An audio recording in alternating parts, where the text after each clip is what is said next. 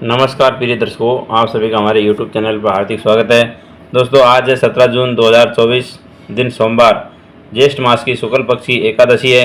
दोस्तों, इस एकादशी का प्रारंभ 17 जून को प्रातः 4:44 पर होएगा तथा इसका समाप्ति 17 जून को 2024 को प्रातः 18 जून 2024 को प्रातः 6:25 पर होएगा।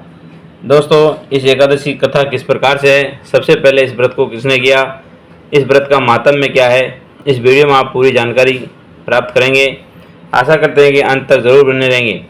प्रिय दर्शकों, शौनकादिक 88,000 ऋषि मुनि बड़ी श्रद्धा से इन एकादशियों की कल्याणकारी एवं पाप नाशक रोचक कथाएं सुनकर आनंदमग्न हो रहे थे। अब सबने ज्येष्ठ मास के शुक्ल पक्ष की एकादशी की कथा सुनने की प्रार्थना की।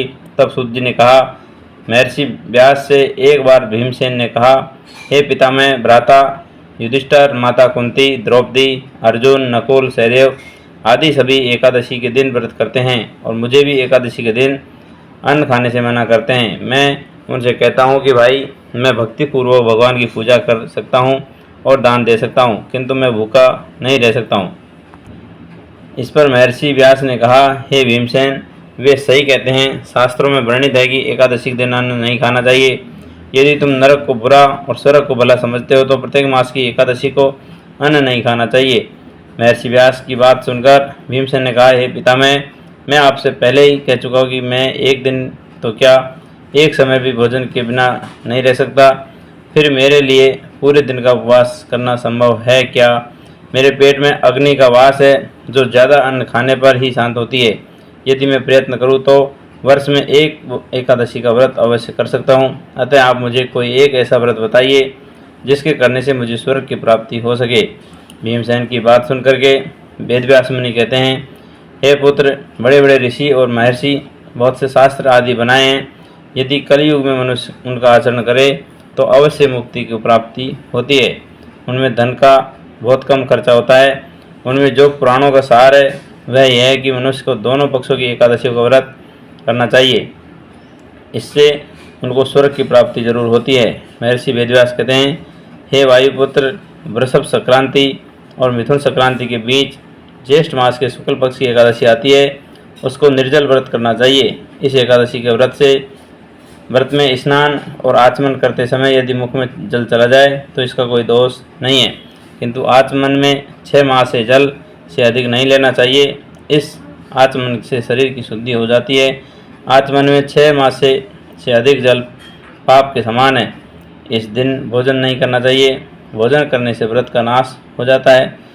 सूर्यास्त और सूर्योदय तक यदि मनुष्य जल पान नहीं करे तो उसे 12 एकादशियों के फल की प्राप्ति होती है। द्वादशी के दिन सूर्योदय से पहले ही उठना चाहिए। इसके पश्चात भूखे ब्राह्मण को भोजन कराना चाहिए। तत्पश्चात स्वयं भोजन करना चाहिए। हे भीमसेन, स्वयं भगवान ने मुझसे कहा था कि इस एकादशी का पुण्य सभी तीर्थों और अन्य दानों के बराबर है। एक दिन निर्जला रहने से मनुष्य पापों से मुक्त हो जाता है। जो मनुष्य निर्जला एकादशी का व्रत करते हैं उन्हें मृत्यु के समय भयानक यमदूत नहीं दिखाई देते, बल्कि भगवान श्री हरि के दूत स्वर्ग से आकर उन्हें पुष्पक विमान में बैठाकर स्वर्ग को ले जाते हैं। संसार में सबसे उत्तम निर्जला एकादशी का व्रत है। अतः आप यत्नपूर्वक इस एकादशी का निर्जल व्रत करना चाहिए। इस दिन ओम नमो भगवते वासुदेवाय इस मंत्र का उच्चारण करना चाहिए। इस दिन गोदान करना चाहिए। इस एकादशी को भीमसेनी या पांडव एकादशी भी कहते हैं। निर्जल व्रत करने से पहले भगवान का पूजन करना चाहिए। उनसे प्रार्थना करनी चाहिए कि प्रभु, आज मैं निर्जल व्रत करता हूँ, इसके दूसरे दिन भोजन करूँगा। मैं इस व्रत को श्रद्धापूर्वक करूँगा, मेरे सब पाप नष्ट हो जाएंगे।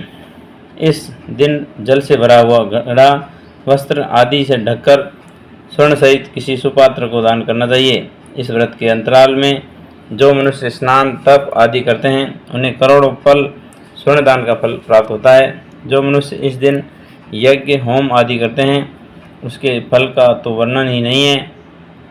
इस निर्जला एकादशी के व्रत के पुण्य से मनुष्य विष्णु लोक को जाता है।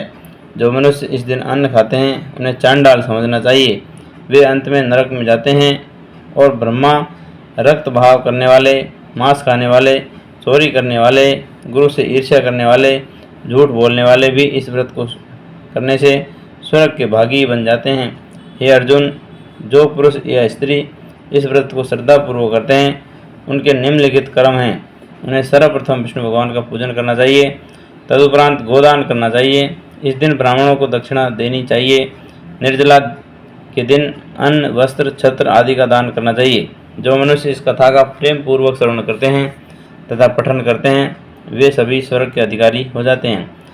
कथा का सार: अपनी कमजोरियों को अपने गुरुजनों और परिवार के बड़ों से कदापि नहीं छुपाना चाहिए। उन पर विश्वास रखते हुए भक्त को चाहिए कि वह अपना कष्ट उन्हें बताए ताकि वे उसका उचित उपाय कर सके।